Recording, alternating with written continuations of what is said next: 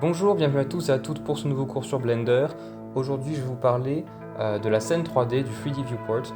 On va voir un petit peu comment se déplacer, comment zoomer, ce genre de choses. Alors la première chose que je vais vous montrer, c'est la rotation dans la scène 3D. Alors là, vous avez deux solutions.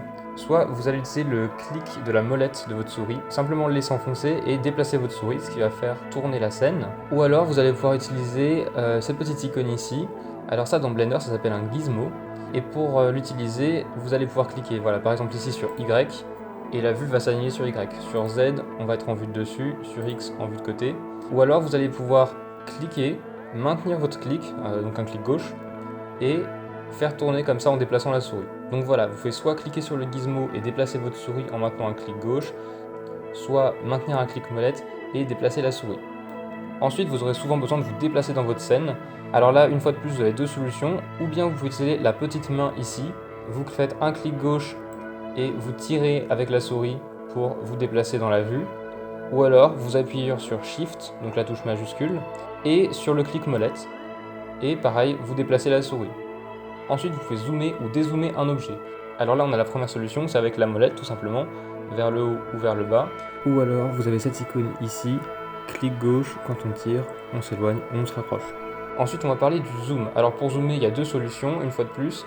Il y a soit la molette, donc là je vais molette vers le haut, molette vers le bas, ou alors on a cette icône ici avec une loupe, clic gauche dessus, et puis en tirant la souris vers le haut ou vers le bas, on peut également zoomer.